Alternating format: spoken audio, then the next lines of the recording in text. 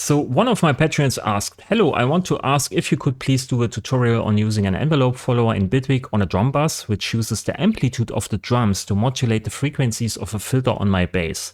So it does not sound so stable and static boring. Phase did a tutorial on this in Ableton Live. I tried many times to figure this out in Bitwig without success. So I want to give an answer to that, but I also want to explore this whole topic inside of Bitwig Studios, because you have so many possibilities in Bitwig, right? So here I have some drums, I have some heads, I have a bass sound with a phase 4 device here. And check this out, I have a peak limiter on the master. This is how it sounds.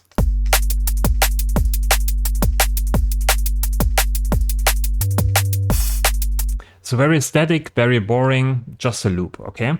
So the first idea is we can just take here on the bass synth some kind of modulator called sidechain, audio sidechain modulator.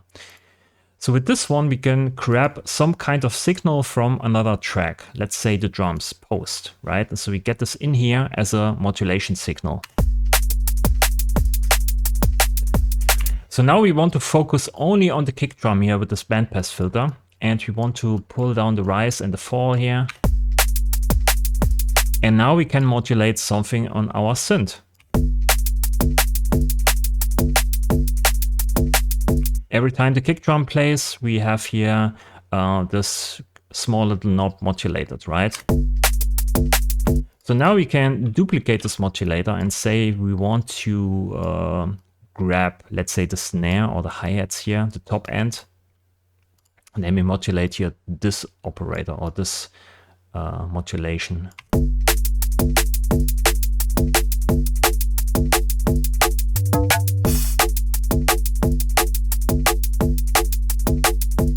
Okay, so we can also use the kick drum, of course, to duck the volume here of this whole synthesizer.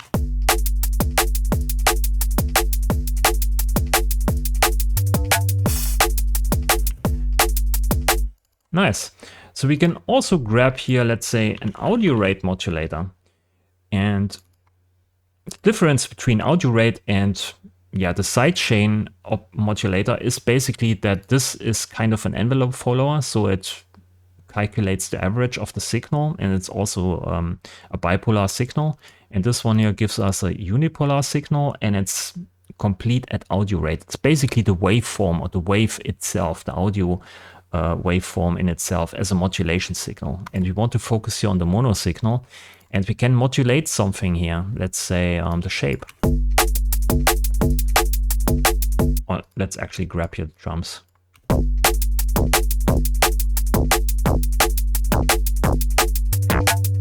And because it's audio rate, it's pretty fast. And with this, you get a lot of fast modulations, which brings in a lot of overtones.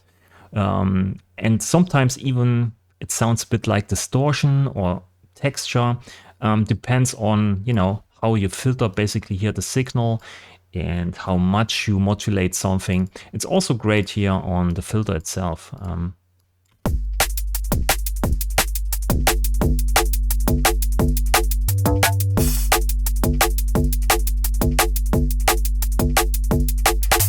So we can also, instead of using this on the phase 4 synthesizer itself, you can of course put this here on some random FX, let's say a filter here, right? We just clone here the sidechain modulator from the device itself. So here we have still the kick drum, and we can close here the filter. So every time the kick drum plays in the first track, we close here the filter on the bass track. Very neat. We can also say we have a lot of distortion on here, and every time the kick drum plays, we want to pull out the bass from the distortion.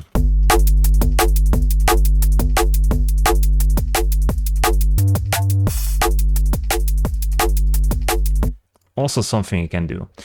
We can also say we have here some kind of EQ, let's say EQ plus. Everyone loves EQ plus. So we take here the kick drum and also the snare as modulation sources here, and say we want to grab on the left side reference here also the drums to overlay this in here. So we have the bass and the kick drum in here, right? So you can see the bass in the background. You can also here to speed, different resolution setting. So you can see we have the kick drum here, right? So we select here this frequency, and then we select here also the kick drum, and then we pull just here the gain down.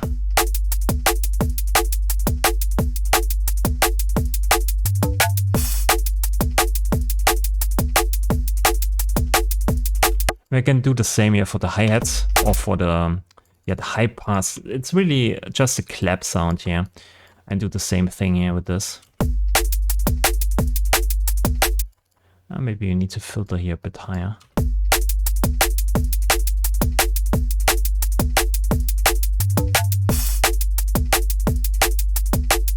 And then if you want, and that's what I usually do, is here I use a tool device. And on this tool device, I use then the kick drum to just, you know, pull down the volume. It's ducking, so a ducking effect.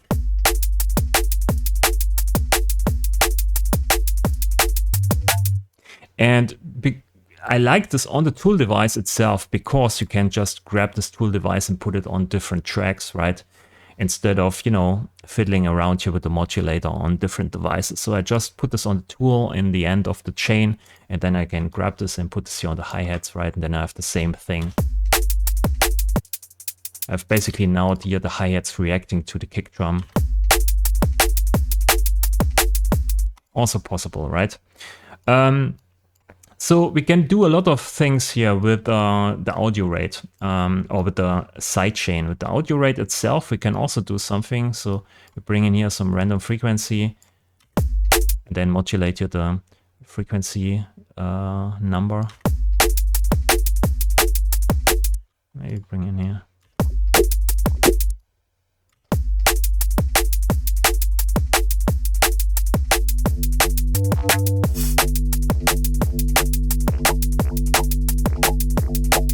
You can do a bit of sound design with this, and you can hear it sounds a bit like wet or watery sounding. It's probably nice for some psytrance stuff, I guess. So this is also nice for sound designing, not only to bring a bit of life back into your mix. Okay, so this is on the EQ. I showed you also this here on the tool device for ducking.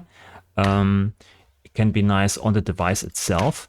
The only problem that we have basically here with this modulation is that it's instant. So every time the kick drum hits, something happens on the synth exactly at the same time, right? And also with the effects, it's the same thing. Kick drum hits, something happens at the same time. It's a bit boring. So what we can do is we can use here an FX grid.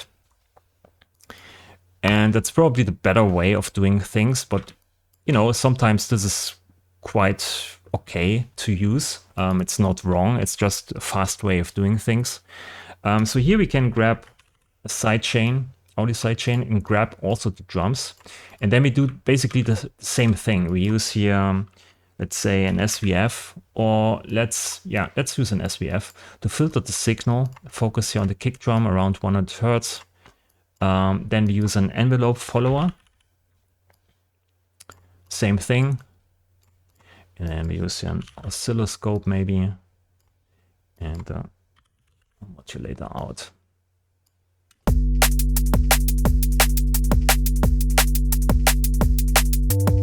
So here we have the kick drum basically running, and we have converted this to a modulation signal. So now we can say we want to use a filter. It's a low pass filter, yeah, no key tracking. And then we want to open this up every time the kick drum plays. Maybe bring in some overtones here.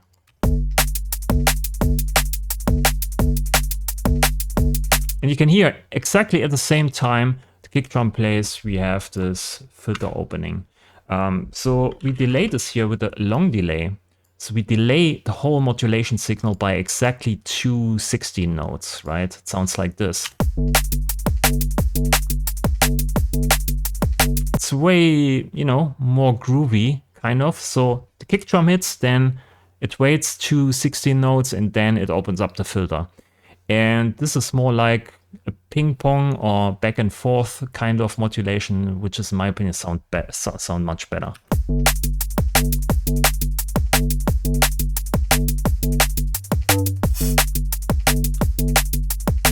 I really like this. So then we can also implement here ducking at the same time. So you put an attenuate in that. And we don't want to use the delayed signal. We just use here, let's say, the original signal coming from the follower instead of delaying the signal. And then we use this here to duck the volume out.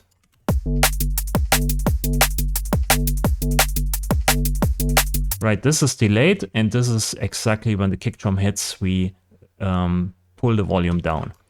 Then we can use an oscilloscope here and just check what's going on, right? So we can take here the output of this attenuate, put this oscilloscope here into fast mode. Or maybe use a trigger. Triggers here, and trigger this every bar.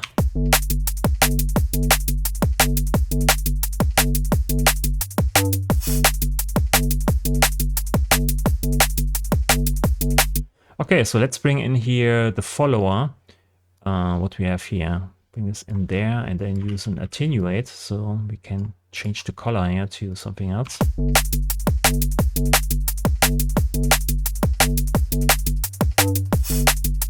Right, so you can check here what is going on with the bass, the ducking, and the kick drum is actually everything aligned and so on. So this is a possible way of checking this here just in one FX grid, basically. So then you can exchange the long delay for, let's say, a mod delay. So the mod delay does exactly the same thing when you have here the feedback at 0%. But now we can also increase the feedback, which gives you some kind of echo delay on the modulation. It sounds like this.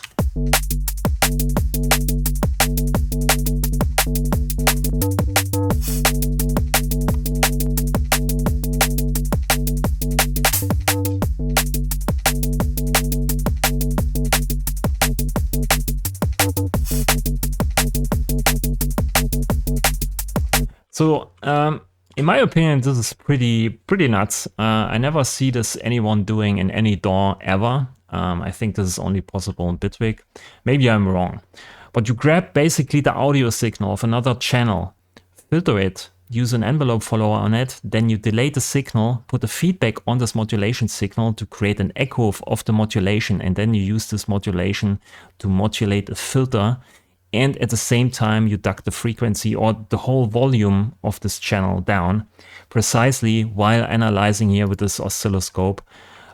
Just with a few modules. It's not like it's super, it's rocket science or anything. It's just a few modules. You can remember this. You can save this as a preset and use it every time. And you only need to change basically the audio sidechain input. And that's it. Okay, so this is basically the audio FX part here. We can also, instead of using a filter, you can use anything, right? There are so many possibilities. You can filter this in, you can make a bandpass filter and then delay different bandpass filtered bands or whatever. You can do so many things. That's just an example. Then we can do something like, let's say, use here a node grid. And then we can take this whole phase 4 device here and put it into the post-FX thing. And I think we need here to let the nodes pass and also let the audio pass out of this post-FX thing here. Yeah, this works. We can delete this here inside. And then inside of this node grid, we kind of do the same thing. We grab here basically the audio sidechain, the filter, and the follower. Put this here in the node grid, and we use a modulator out. And we are back in business here with modulating what's happening on the synth itself, right? Maybe delete this here, or yeah, just remove this here.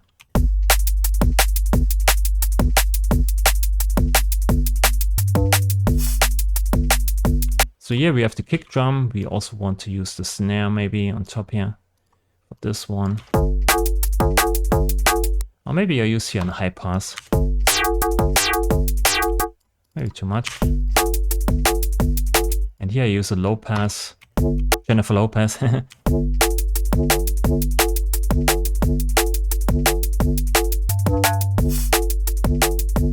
So we have the same situation as before, but now we have the power of the grid, right? So we can, again, use a long delay here, delay this by a certain amount. And delay this maybe by 6. This is here 8 notes, 3 8 notes.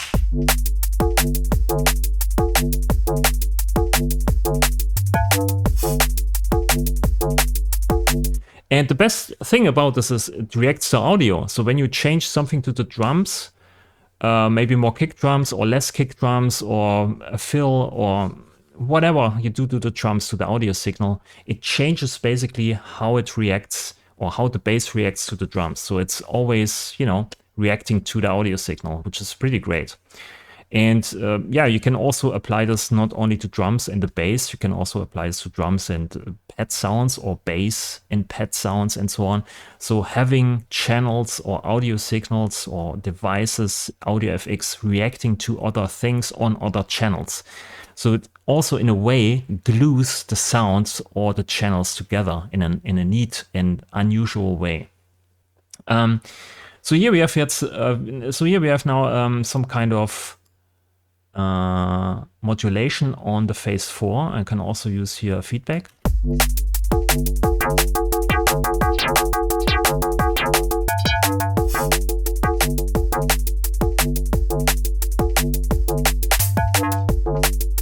Sounds not great, but you get the idea.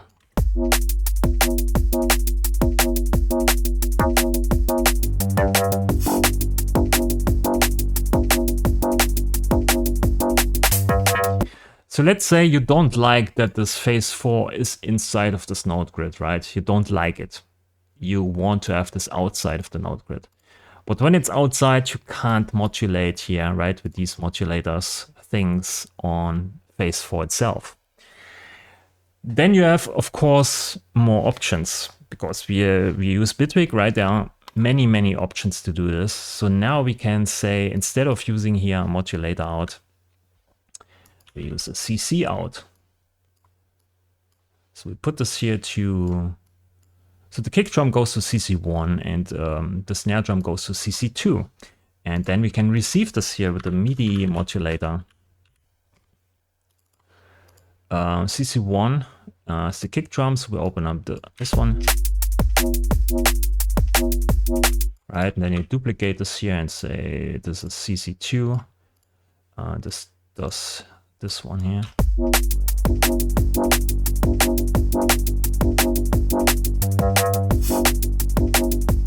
You can see here the echo, right?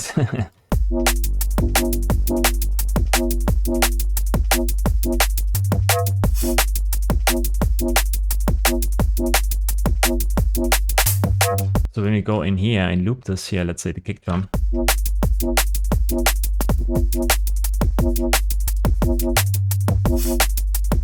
Right, the bass reacts to it, what happens here in the first channel, which is really neat. So with this, we basically send out here control data, MIDI note control data. We can also change the channel if you want to. You can use up to 16 channels here. You can also, on the receiving end here, you can change the channel if you want to. So this has the benefit that you can basically detach the modulation here from the device itself. You can then save this bass as a preset and maybe make a whole collection of synthesizers that have MIDI CC data modulators here attached and then react to these kind of things. So you can basically base your whole project workflow on this if you want to. So you can use this to make nice modulations on things. So there is maybe a drawback. I I don't know how precise these modulations are, but if you just want to use them to, you know, make something more natural and bring in some small amounts of modulations, then it's probably okay. But when you need high precision, right, everything needs to be on point, then you maybe need to check if these signals are actually not smooth or anti-aliased or whatever, oversampled. I have no idea. I didn't check for that. Usually I just do whatever I want to do inside of Bitwig and I don't care. And then when I have some problems or I see there are some problems, and then I try to find a solution. But usually I just do whatever I want to do inside of Bitwig and I don't care for anything, for any precision or for any, you know, phase issues or so. I don't care for that. That's only a problem when it becomes a problem, maybe in the mixing process or the mastering process, and then I maybe look into it. But most of the times, it doesn't really matter, in my opinion.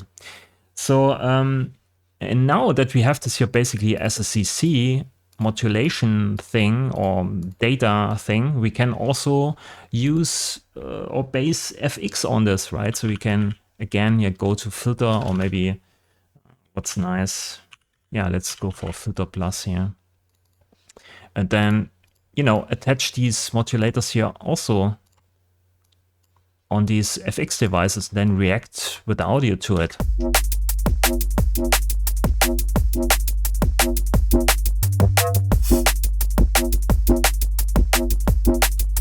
So with this, you can basically make your whole project, your whole channels, all your audio data, all your devices, everything reacting or reactive to the drums or to whatever you want to scan or whatever you want to grab.